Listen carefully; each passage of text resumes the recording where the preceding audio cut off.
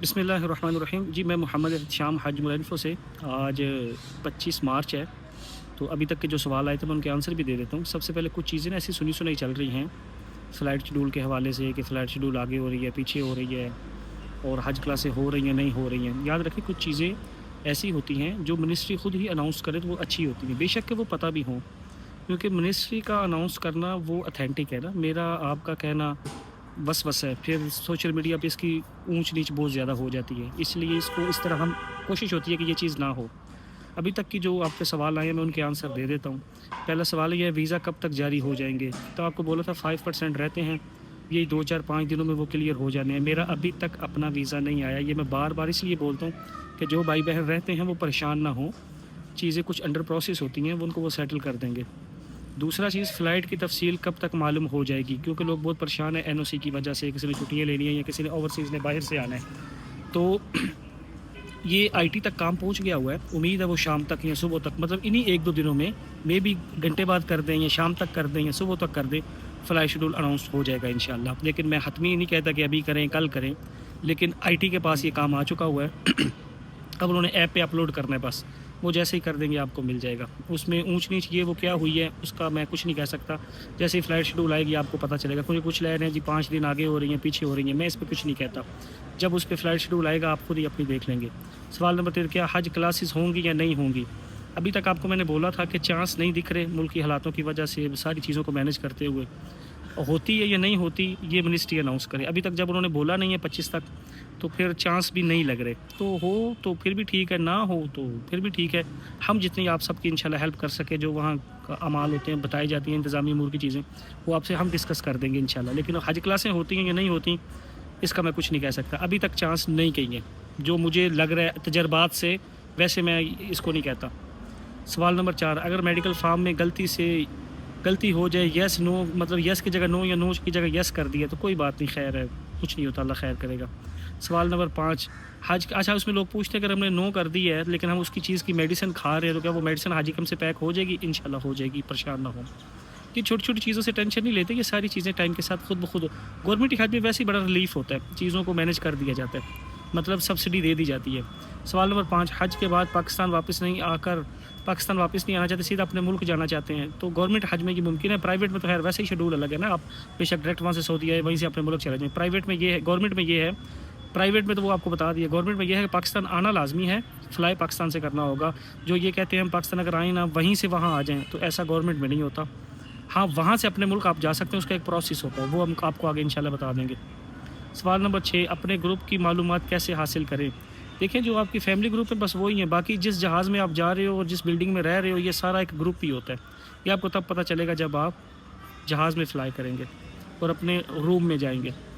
سوال نمبر 7، اگر حج ایپ پر medical form جمع نہ ہو رہا ہو تو کیا کریں؟ یہ چھوٹا موٹا گلچ تھا، موبائل چینج کر کے دیکھ لیں، ایپ ڈیلیٹ کر کے دوبارہ ڈاؤن لوڈ کر کے دیکھ لیں تو ہو جاتا ہے. موسٹلی موبائل چینج کرنے سے سیٹ ہو جاتا ہے، اس پہ IT نے کام بھی کیا تھا. سوال نمبر 8، اگر حج ایپ کام ہی نہ کر رہی ہو تو کیا کریں؟ اوورسیز کی موسٹلی نہیں کر رہی، پاکستان میں سب کی کر رہی ہے. اوورسیز پاکستان سے کسی سے لاگ ان کروا لیں، اور پاکستان میں سب کی کر رہی ہے. جس کی نہیں کر رہی وہ اپنے موبائل کو اپڈیٹ کریں.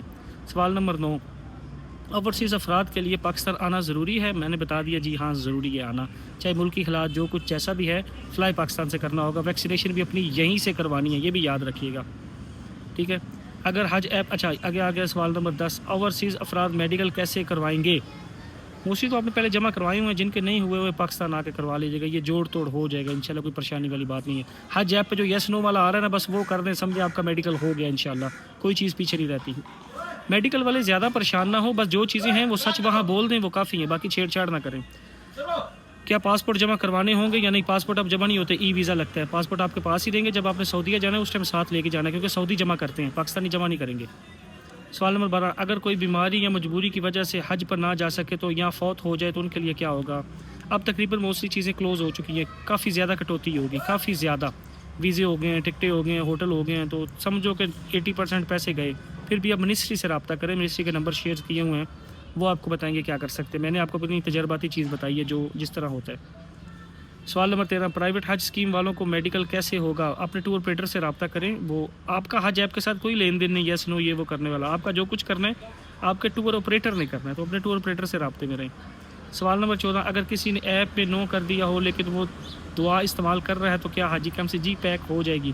ویسے بھی یاد رکھو آپ نے سوال نمبر 15 بھی یہی ہے کہ میڈیکل میڈیسن کون سی پیک کروانی ہے. جو آپ کی ریگولر بیماری کی وجہ سے یوز کرتے ہیں جسٹ وہ پیک کروانی ہے، اور جو چھوٹی موٹی ہوتی ہیں پیراڈول ڈسپرین یہ پیک نہیں کروانی ہوتی، ان کی کوئی ٹینشن نہیں ہے.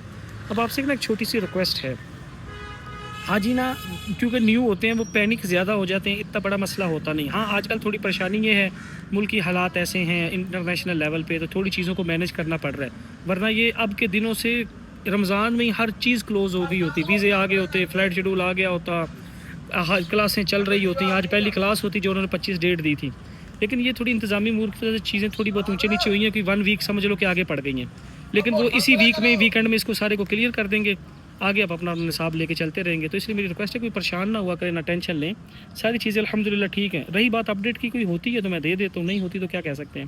باقی رہی بات گروپ ہمارے الحمدللہ جو ہم نے بنائے تھے 2 میل کے اور 1 فیمیل کا، وہ فل ہو چکے ہیں. میں صرف 1-2 دن کا ویٹ کر رہا ہوں، ابھی میں نے کلوز اسی وجہ سے رکھے ہوئے ہیں. جیسے ہی منسٹری یہ ساری چیزیں کلیئر کر دیتی ہیں تو ہم اس کے بعد اپنی حج کلاسز پراپر گروپ پہ سٹارٹ کر دیں گے. روزانہ کے اعتبار سے گھنٹہ ڈیڑھ اوپن ہوتا ہے. آپ کو حج کے 5 دن کے اعمال، میں نے سامان لسٹ بھی بنوا لی ہے، اس کی ویڈیو بھی بنا دوں گا، کیا کیا پیک کرنا ہے، کیا کیا لینا ہے، مینا کیا کرنا ہے، عرفات کیا کرنا ہے، مزدلفہ کیا کرنا ہے، حج کے 5 دن کے اعمال کیا ہیں، مکہ کے آداب کیا ہے، مدینہ کے آداب کیا ہے. یہ ساری چیزیں پائپ لائن ہے. میں صرف اس چیز کا ویٹ کر رہا ہوں کہ منسٹری ایک بار یہ 2-3 چیزیں جو پینڈنگ ہیں، فلائٹ شیڈول، ویزا اور یہ شیڈول، یہ کلیئر کر دیں تاکہ پھر ہم آگے اپنے کام پہ لگیں حاجیوں کو حج سکھانے میں انشاءاللہ. تو آپ سے بھی ریکویسٹ ہے تعاون کریں. گروپ ہمارے فل ہیں، اب کوئی ایڈ ہونے کا نہیں کہے کیونکہ کمپلیٹ ہو گیا ہے. باقی جہاں جہاں آپ کو ٹریننگ ملتی ہے وہاں لیتے رہیں. دعاؤں میں یاد رکھیے گا، کہا سنا معاف ہے. کوئی کویشچن ہو تو کر لیجیے گا. اللہ حافظ.